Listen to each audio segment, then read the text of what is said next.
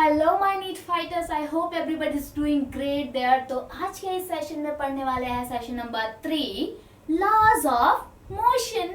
सो इस सेशन का lecture number 1 and lecture number 2 already we have uploaded.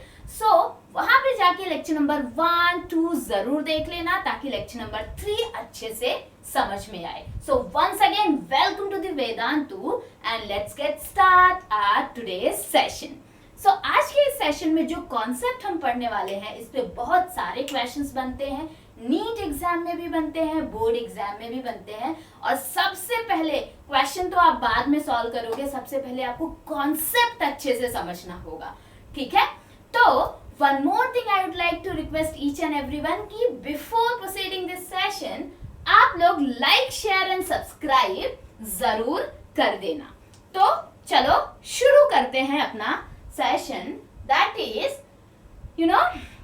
the very first let's recap कि हमने session number 1 में क्या किया, सेशन नंबर 2 में क्या किया। सो सेशन नंबर 3 को अच्छे से समझने के लिए it's request for each and everyone कि lesson number 1 I mean the lecture number 1 and lecture number 2 को जरूर अच्छे से देख लेना ताकि इस सेशन को आप अच्छे से समझ पाए, ठीक है।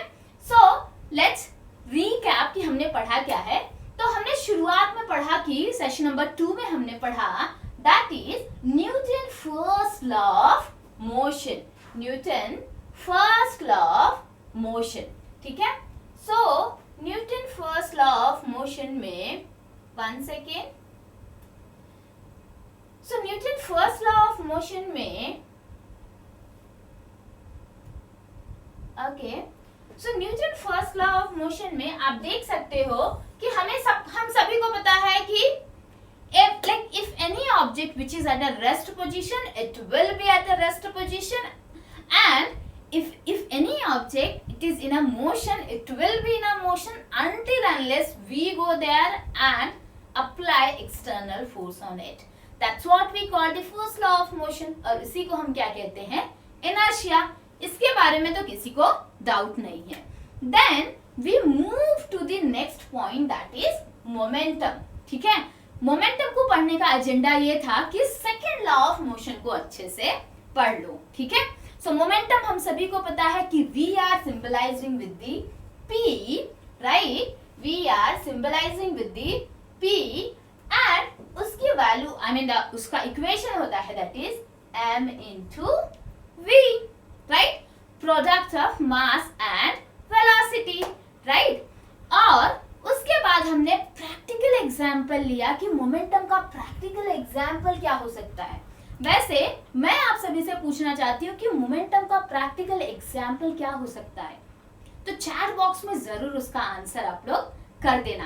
प्रैक्टिकल एग्जाम्पल चाहिए, जो बुक में दिया रहता है उसका वो एग्जाम्पल मुझे नहीं चाहिए। सो मोमेंटम का प्रैक्टिकल एग्जाम्पल जरूर आप चैट बॉक्स में डाल देना। वैसे मैंने प्रैक्टिकल एग्जाम्पल्स बहुत सारे बता दिए हैं लेसन नंबर 2 में, आई मीन लेक्चर नंबर 2 में।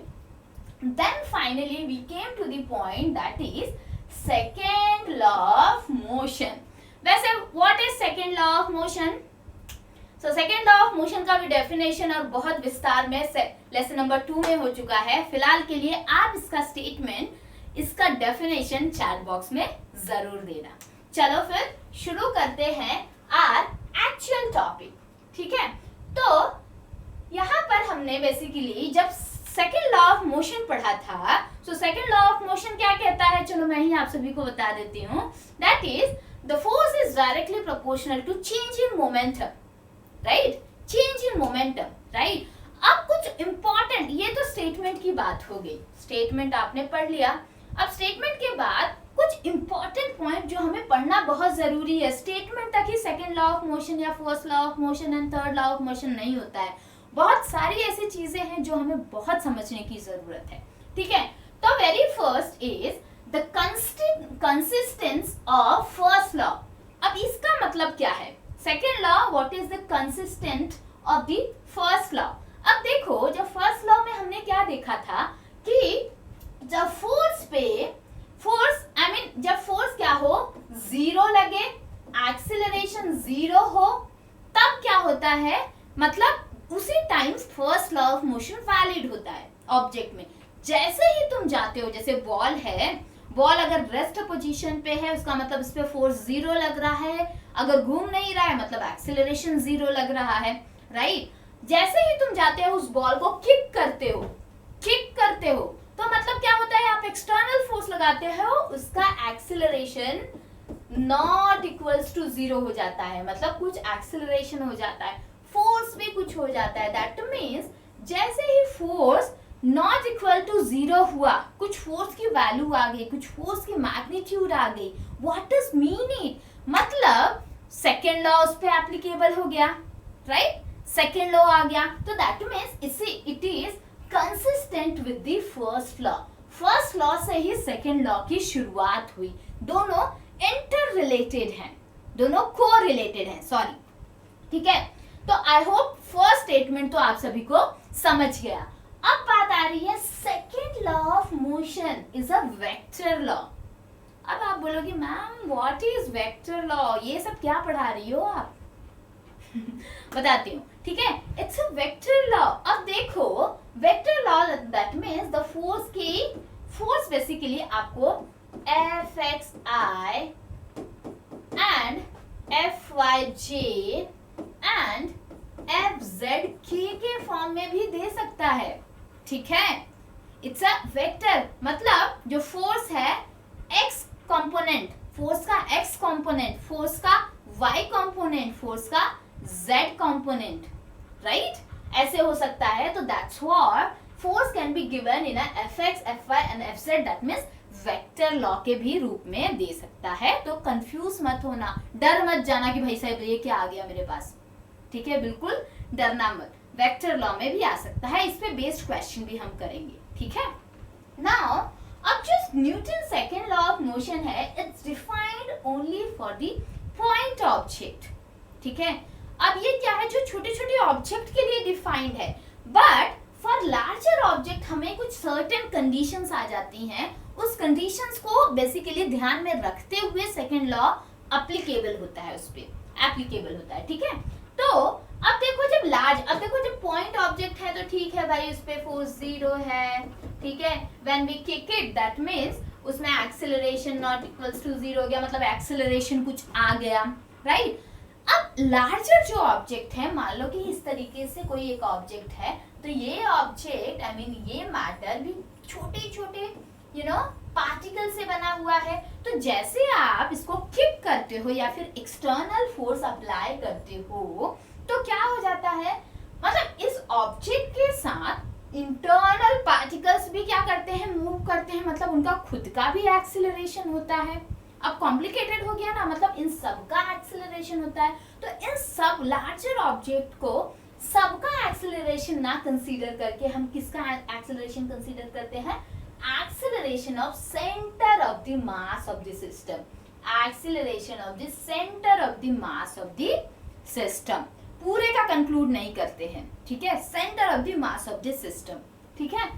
and the internal forces is not to be included. what does mean it, इसका मतलब क्या होता है, internal forces अगर किसी को पता है तो चैट बॉक्स में जरूर इसका आंसर देना, ठीक है।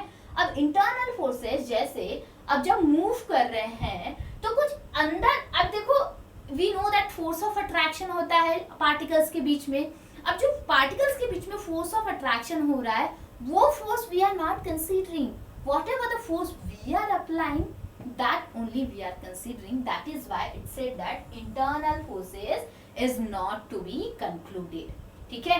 इसमें कोई फॉर्मूलाज नहीं है, कुछ नहीं है, बट कॉन्सेप्ट बहुत समझने वाली चीज है। आपको एमसीक्यूज में आ सकते हैं कि the Newton second law is defined for the point object, that's okay, but for larger object is what, acceleration कौन सा लेंगे, so centre of the mass of a system का एक्सेलरेशन लेंगे, and internal forces is not to be included. इसे यहाँ पर बहुत ध्यान से कॉन्सेप्ट, इसीलिए मैं कहती हूँ कि समझने की बहुत जरूरत है। सो आई होप सभी को ये समझा हो गया, ठीक है। तो फिर चलो इस पिक्चर में आगे बढ़ते हैं, इस पे एक क्वेश्चन सॉल्व करते हैं, ठीक है। सो द क्वेश्चन इस तरीके से सॉल्व करेंगे, ओके। अब देखो क्वेश्चन दे दिया है, the only force acting 5 kg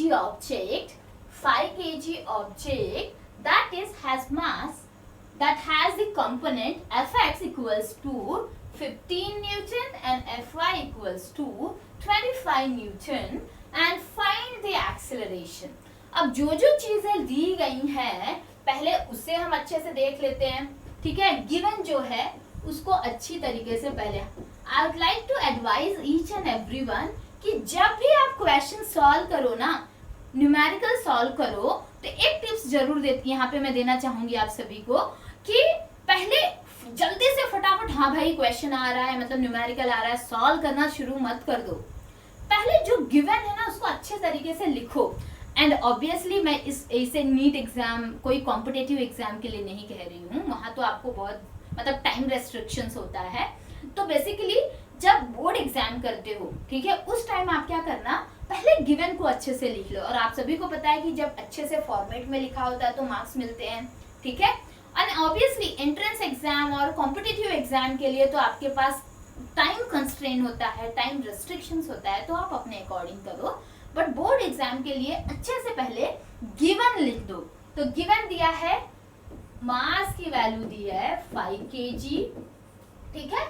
and force Fx का कंपोनेंट मतलब फोर्स का कंपोनेंट x का component that is 15 Newton and Fy it is given that is 25 Newton, right.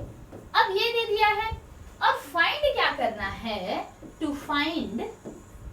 Find that is acceleration, okay, that is acceleration. अब ये तो हमें पता चल गया. अब सोचो कि Fx एंड Fy दिया है, थोड़ी देर पहले मैंने वेक्टर में दे दिया गया ना फोर्स, तो हमें मतलब किस तरीके से फोर्स दे दिया है, F दे दिया. पहले हमें क्या करना होगा, फोर्स का मैग्नीट्यूड में फाइंड करना होगा, तब तो जाके एक्सेलरेशन मिलेगा. F equals to mass into acceleration, formula तो पता है हमें, F equals to mass into acceleration, ठीक है. बट अब केस यहाँ पे है, मतलब प्रॉब्लम हमारा यहाँ पे कि F नहीं दिया है, Fx में दे दिया है, Fy में दे दिया है. तो हमें क्या करना है, पहले मैग्नीट्यूड फाइंड करना है, ठीक है बच्चों. तो मैग्नीट्यूड फाइंड करना है, तो Fx I plus Fy j इस तरीके से दे दिया है, राइट. अब इसकी वैल्यू है 15I और इसकी है 25j. तो मैग्नीट्यूड हम सबको फाइंड करना आता है. मैग्नीट्यूड कैसे फाइंड करोगे, आप क्या करोगे, that is magnitude of the force root of Fx का स्क्वायर I, Fy का स्क्वायर j, ठीक है. तो अब 15 का स्क्वायर, ओके, एंड 25 का स्क्वायर, ठीक है. अब इस तरीके से हो गया. सो 15 का स्क्वायर क्या होगा, 225, राइट, प्लस 625, राइट. इसको कैलकुलेट करोगे तो कितना आंसर आ जाएगा, दैट इज रूट ऑफ 850, ठीक है. 85,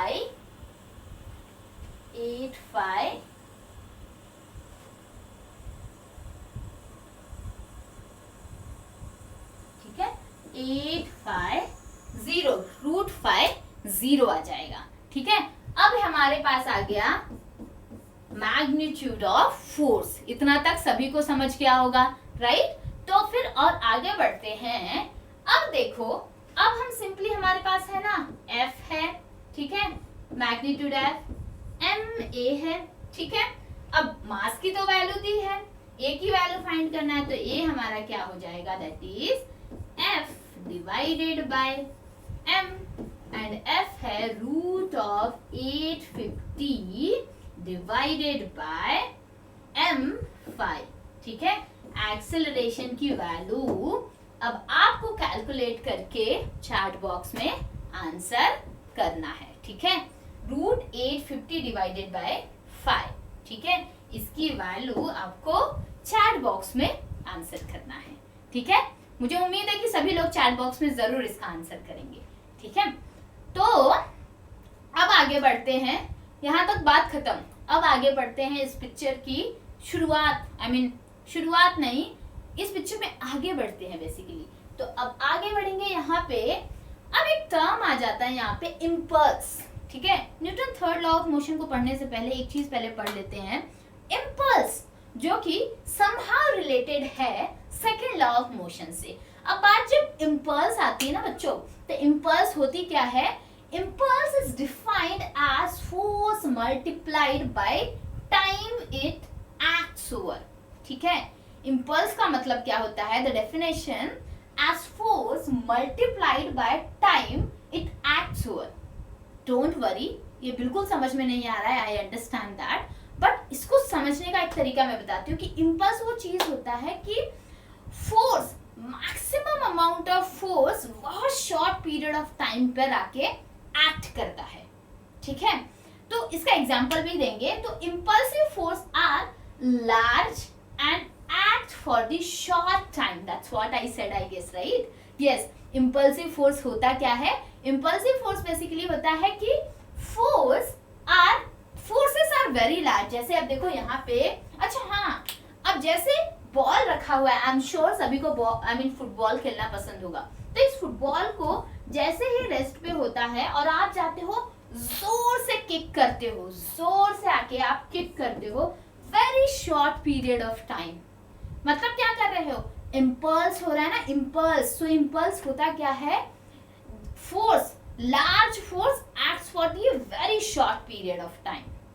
ठीक है, तो अब हमारा according to second law of motion क्या होता है? That is rate of change of momentum, right? Force is directly proportional to rate of change of momentum, right? तो ये मेरा हो गया according to second law of motion, right? That is rate of change of momentum, delta P by delta T. और impulse क्या होता है? Impulse अपना होता है फोर्स इंटू डेल्टा टी। ठीक है, फोर्स इंटू डेल्टा टी, मतलब the larger force acts very short period of time, change in time. इसका एकदम बेहतरीन सा प्रैक्टिकल एग्जांपल हम ले सकते हैं यहाँ पर, जैसे टेनिस। ओके, टेनिस में क्या होता है, जो जैसे ही देखो अब यहाँ पे बेसिकली हो क्या रहा है कि जो टेनिस बॉल आ रहा है very short period of time के लिए टच कर रहा है और हम उस पर जोर से क्या कर रहे हैं? फोर्स अप्लाई कर रहे हैं, राइट? ठीक है, तो ये क्या हो गया? प्रैक्टिकल एग्जांपल ऑफ इम्पल्स हो गया। जब क्या हो, फोर्स, बहुत भारी मात्रा में force very short period of time के लिए एक्ट करे। जैसे ही बॉल आ रहा है, ये जो क्या कर रही है, ये बहुत जोर से उसमें फोर्स एक्ट कर रही है, बहुत large amount of force act कर रही है very short period of time. So that's what we called impulse, right? That's what we called impulse. तो आई होप सभी को इम्पल्स के बारे में कोई डाउट नहीं है। इम्पल्स में किसी को डाउट नहीं है। अगर कोई भी डाउट होगा तो आप चैट बॉक्स में जरूर पुट कर देना, ठीक है? ऑलराइट, तो आगे बढ़ते हैं। अब आगे बढ़ के अब हम अपनी कहानी की शुरुआत करते हैं। यहाँ पे बीच में इम्पल्स आ गया था, सेकेंड लॉ ऑफ मोशन आ गया था। अब पढ़ेंगे third law of motion, Newton third law of motion. So the Newton जो थे, इन्होंने हमारे सामने 3 लॉज रखे थे, ठीक है? फर्स्ट पढ़ लिया हमने, सेकंड पढ़ लिया, सेकंड में मोमेंटम था रिलेटेड, तो मोमेंटम पढ़ लिया, और मोमेंटम से रिलेटेड हमने क्या पढ़ा? इम्पल्स पढ़ा, ठीक है? इम्पल्स के बाद आ गया थर्ड लॉ ऑफ मोशन। और थर्ड लॉ ऑफ मोशन ना डे टू डे लाइफ में भी बहुत लोगों को याद रहता है। थर्ड लॉ ऑफ मोशन बहुत ज्यादा पॉपुलर है लोगों के बीच में।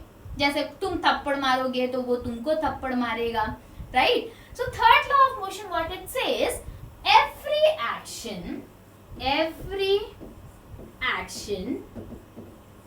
every action has its equal and opposite reaction, has its equal and opposite reaction, right? Opposite reaction. तो जैसे तुम कहते हो ना कि अगर तुम किसी को थप्पड़ मारोगे तो वो तुमको भी थप्पड़ मारेगा, ठीक है। This is how we are defining third law, but exactly ऐसा होता नहीं है, ठीक है। ये तो रही डे टू डे लाइफ की बात कि आप क्या कर रहे हो कि आप किसी को थप्पड़ मारोगे तो बैक में वो आपको थप्पड़ मारेगा, so somehow it is related to that, ठीक है। But exactly Newton's third law of motion कहता क्या है? Newton third law of motion कहता है कि जब किसी ऑब्जेक्ट पे, जब किसी मैटर पे आप क्या करते हो, फोर्स अप्लाई करते हो, तो ऑन द अदर हैंड वो पर्टिकुलर ऑब्जेक्ट आपको बैक फोर्स अप्लाई करता है, ठीक है, रिएक्शन फोर्स अप्लाई करता है, ठीक है। तो इट इज नॉट लाइक कि आप किसी को थप्पड़ मार रहे हो तो वो थप्पड़ मारेगा। और इसी का रीजन है कि आप जब किसी को थप्पड़ मारते हो तो समहाउ आपके भी हाथ में चोट लगती है, ठीक है। तो वो कहता है that is exactly third law of motion, क्योंकि जब आप किस फोर्स अप्लाई कर रहे हो तो वो ऑब्जेक्ट इनवर्स में, आई मीन इन रिटर्न में आप पर भी force apply, reaction force apply हो रहा है। तो reaction force it always acts on two different bodies, ठीक है। तो जैसे आप किसी को थप्पड़ लगाते हो तो आपके भी हाथ में चोट लगती है, that's what the third law of motion. I am sorry कि मैं आप थप्पड़ का ही एग्जांपल ले रही हूँ, क्योंकि थप्पड़ क्या होता है बहुत ज्यादा रिलेटेबल है अपनी लाइफ में। So Newton third law of motion, every action has equal and opposite reaction, ठीक है। So every action there is always equal and opposite reaction. I hope किसी को इसमें डाउट नहीं होगा, ठीक है।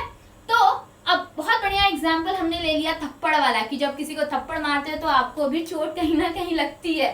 तो इससे ये पता चलता है कि इक्वल एंड अपोजिट रिएक्शन तो होता है, ठीक है, बिकॉज जब किसी बॉडी पे फोर्स अप्लाई होता है तो इन रिटर्न रिएक्शन फोर्स होता है ऑन दैट बॉडी टू, ठीक है। And action reaction force occur the same instant and action and reaction force always act on the different body.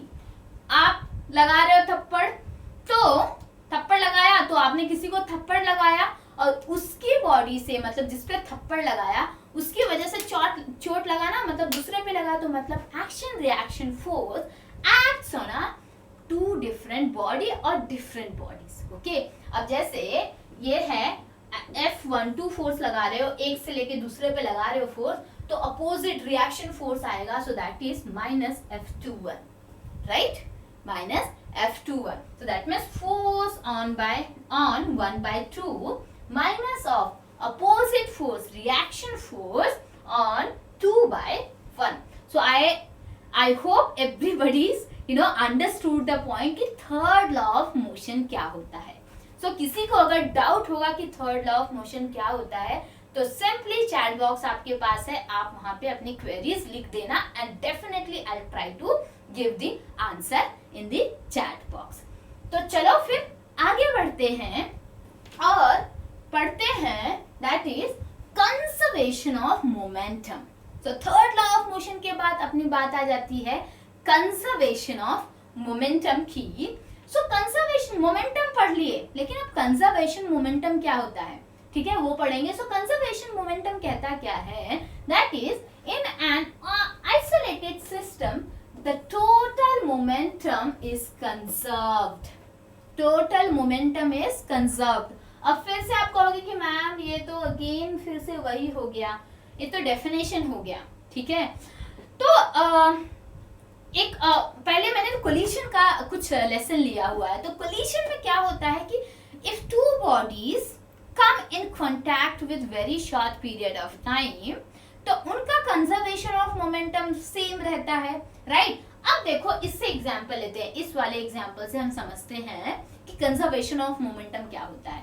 देखो जब क्या रहता है कि आप गन लेते हो, गन को आपने पकड़ा, गन के अंदर जो बुलेट है, ठीक है, गन के अंदर जो बुलेट है वो रेस्ट पे है, गन भी रेस्ट पे ही है।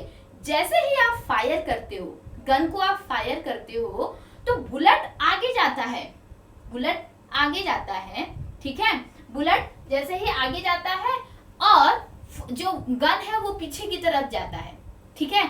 अब जैसे ही देखो अब ये क्या होगा, अब मान लो कि ये मेरा गन है, ठीक है, गन है। जैसे ही बुलेट आगे गया, ठीक है, बुलेट आगे गया, ठीक है, और ये गन भी थोड़ा सा पीछे बैक होगा। अगर इसका एमवी है, ठीक है, और ये बैक में गया तो मतलब इसका माइनस एमवी, या फिर इसका एमवी और इसका माइनस एमवी, तो इट गेट कैंसल, ठीक है।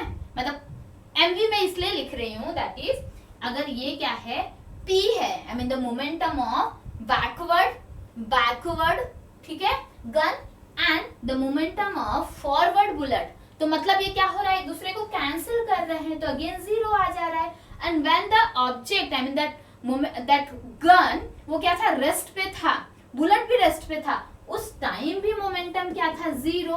तो कंजर्वेशन ऑफ मोमेंटम हो गया ना। इनिशियली इनिशियल मोमेंटम जीरो था, फाइनल मोमेंटम जीरो हो गया। That's what we call conservation of momentum, ठीक है। सो कंजर्वेशन ऑफ मोमेंटम की जब बात आए तो क्या होता है, total momentum is conserved. Initial जो मोमेंटम रहेगा, फाइनल में भी वही मोमेंटम रहेगा। That's why we call conservation of momentum. So I hope सभी को ये समझा होगा कि अगर जब बेसिकली गन वाला एग्जाम्पल मैं इसलिए ले रही हूँ क्योंकि गन वाले एग्जाम्पल से बहुत सारे क्वेश्चंस एग्जाम में पूछे जाते हैं, ठीक है। तो उस पे बेस्ड बहुत सारे क्वेश्चन पूछे जाते हैं। तो अगर आपको कॉन्सेप्ट क्लियर होगा तो आप आंसर भी बढ़िया से, आई मीन उस क्वेश्चन को बनाने में कोई दिक्कत आपको नहीं आएगी, ठीक है। ऑल राइट, सो आगे बढ़ते हैं और इसका डेरिवेशन करते हैं। फाइनल एंड इनिशियल तो समझ गया कि फाइनल क्या था, इनिशियल क्या था, या इनिशियल क्या था, फाइनल क्या था। आगे बढ़ते हैं एंड ये देखते हैं कि अब कंजर्वेशन ऑफ मोमेंटम का डेरिवेशन कैसे करोगे, ठीक है। अब मान लो कि कोलिजन वाला कॉन्सेप्ट ले लेते हैं कि एक क्या है, मास है यहाँ पे, ठीक है, एंड दूसरा ऑब्जेक्ट है, एक ऑब्जेक्ट दूसरा ऑब्जेक्ट, एक क्या है थोड़े, ठीक है। तो इसको मान लो कि this is A and this is B। अब जब दोनों कोलाइड होंगे, आई मीन दोनों जब कांटेक्ट में आएंगे, दोनों में जब टकराव होगा तो क्या होगा, दोनों आगे बढ़ेंगे कुछ ना कुछ वेलोसिटी से, ठीक है। तो मान लो कि consider two colliding particle A and B are having a mass m1 and m2, right everyone? m1 and m2 और initial velocities and final velocities, ठीक है। इनका इनिशियल वेलोसिटी क्या है, u1, ठीक है, एंड इनिशियल वेलोसिटी एंड इसका है v1, और इसका फाइनल वेलोसिटी हो जाएगा u2, और इसका फाइनल वेलोसिटी हो जाएगा v2। इतना क्लियर है सबको? तो अब क्या होगा, मोमेंटम ऑफ ए पार्टिकल, ठीक है, मोमेंटम ऑफ ए पार्टिकल मतलब क्या हो जाएगा, that is change in momentum. तो वो हमें पता है, that is P equals to mv, ठीक है, mv change in momentum, right, change in velocity, right, change in velocity. तो अब कैसे लिख सकते हो तुम, दैट इज मोमेंटम का मास क्या है, m है, एंड फाइनल जब कोलाइड होगा, सो फाइनल क्या हो जाएगा, v1 माइनस u1। सो ये इक्वेशन नंबर 1 हो गया। एंड b का क्या हो गया, मास तो m2 है, फाइनल वेलोसिटी है v2, एंड इनिशियल वेलोसिटी है u2, राइट। अब क्या हो गया, सॉरी, ये होगा u1 और इसका होगा that is v1 and v2, ठीक है। नाउ ये हो गया change in momentum, equation number 1 and equation number 2। अब क्या हो रहा है, that is according to third law of motion. Third law of motion क्या कहता है, every action has it is always have equal and opposite reaction, right everyone, ठीक है, ये होता है। तो उसके अकॉर्डिंग हम ये कर सकते हैं ना, that is FBA, force on that is FBA, force on FBA, 1 second, ये हो जाएगा force on that FBA, I mean the particle B से, पार्टिकल बी से ए पे अगर फोर्स लगे, हाँ, equals to opposite of reaction force that is F A B. ये हो गया according to third law of motion, right, according to third law of motion. ठीक है, अब सेकेंड लॉ ऑफ मोशन क्या कहता है? सेकेंड लॉ ऑफ मोशन हमारा कहता है that is force is directly proportional to change in rate of change in momentum. Rate of change in momentum मतलब यहाँ पे हम ये कर सकते हैं ना, दैट इज, और या फिर ये भी कहता है कि F equals to mass into acceleration, right. तो अब m2 क्या है? B2, अगर B से लेके A पे मास लग रहा है तो फोर्स B से A, मतलब B का क्या है? मास m2 है, और एक्सीलरेशन क्या होता है? That is v2 minus v1, ठीक है, v2 minus v1 divided by t, ठीक है।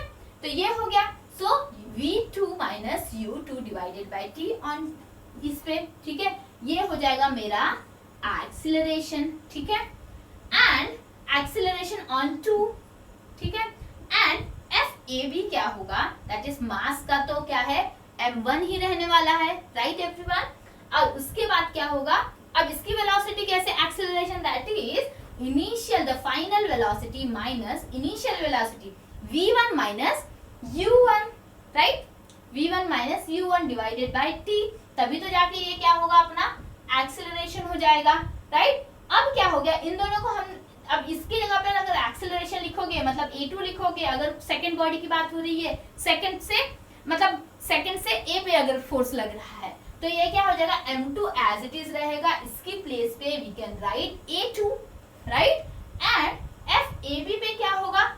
m1 एज इट इज रहेगा और इसकी जगह पे a1, so m2 into a2 and m1 into a2, right. मतलब अब क्या हो रहा है? दैट इज, अब इन दोनों इक्वेशन को अगर कंपेयर करो, इक्वेशन ए को एंड इक्वेशन बी को, ठीक है, इन दोनों को कंपेयर करो, सो दैट मीन्स यहाँ पे देखो कंपेयर किया है ना, m2 that is v2 minus u2 divided by t, ठीक है, एंड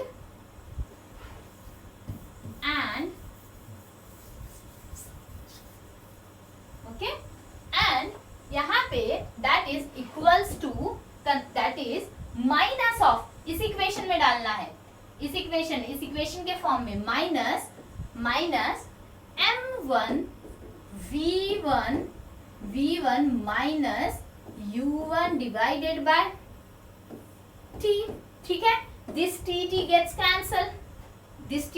कैंसल, अब हमारे पास क्या बच जाता है? That is m2 v2 minus m2 u2, right, equals to minus of in bracket m1 v1 plus m1 u2 v2, sorry, right.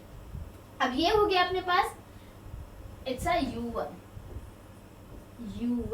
ठीक है, v1 एंड u1, ठीक है। तो अब ये हमारे पास फॉर्म आ गया, ठीक है। अगर ये माइनस अंदर जा रहा है, इसको हटा दो यहाँ पे, ठीक है, माइनस m1 v1 और माइनस माइनस प्लस हो गया m1 u1, ठीक है। अब ये आ गया, अब हमने क्या करना है? u1 वाले टर्म को सारे साथ में ले लेना है, तो u1 का, अब देखो ये जो क्या है यहाँ पे, ये m1 है यहाँ पे, that is minus m2 u2, and ये वाला जब इस साइड आता है that is it become a plus, okay. सारे एक बस काम करना, आप u1 एंड u2 वाले को सारे साथ ले लेना, ठीक है, एंड v1 एंड v2 वाले को साथ में ले लेना, तो अपना इक्वेशन क्या बनेगा? That is m1 u1 plus m2 u2 equals to m1 v1 plus m2 v2। So ये रहा अपना कंजर्वेशन ऑफ मोमेंटम। सो इसीलिए कहते हैं conservation of momentum, that means initial momentum and final momentum, that means total momentum in a system it will be conserved. So I hope सभी को conservation of momentum के derivation में कोई issue नहीं होगा। ठीक है, अगर कोई भी प्रॉब्लम होता है तो डेफिनेटली आप चैट बॉक्स में उससे रिलेटेड डाउट्स पूछ सकते हो. सो अब आगे बढ़ते हैं, लेट्स मूव फर्दर. अब ये क्वेश्चन जो दिया है, the question is here that is a 1500 kg gun mounted on heel shoots a 10 kg projectile with the velocity 800 meter per second parallel to the horizontal. Find the velocity of gun. ठीक है, so this question it's a homework question for each and everyone. ठीक है, और this is related to momentum, conservation of momentum and third law of motion. तो definitely आप क्या करना, इस क्वेश्चन को ट्राई करना, सॉल्व करना और इसका आंसर चैट बॉक्स में जरूर देना. ठीक है, तो let's recap, I mean let's summarise the session की what we have learn today. ठीक है, तो हमने क्या किया, शुरुआत में हम आए, फर्स्ट लॉ ऑफ मोशन को किया, I mean first law of motion को बढ़िया से पढ़ा किया, फिर उसके बाद सेकेंड लॉ ऑफ डिस्कस किया, मोमेंटम भी डिस्कस किया, इम्पल्स भी डिस्कस किया, then we came to the point that is third law of motion. And third law of motion के बाद फाइनली हमने पढ़ा conservation of momentum, right, conservation of momentum. So I hope आज के session में किसी को कोई डाउट नहीं हो है. अगर फिर भी कोई डाउट होता है तो डेफिनेटली आप क्या करना, उस डाउट को अपने चैट बॉक्स में लिख देना ताकि हम उसके आंसर्स दे सके. सो इसी के साथ सेशन को क्या करते हैं, एंड. सो मिलते हैं नेक्स्ट सेशन में with the same energy, with the same, I mean with the new different concept. So we'll be ending the session and we'll meet again in the next session. So bye bye everyone, signing off.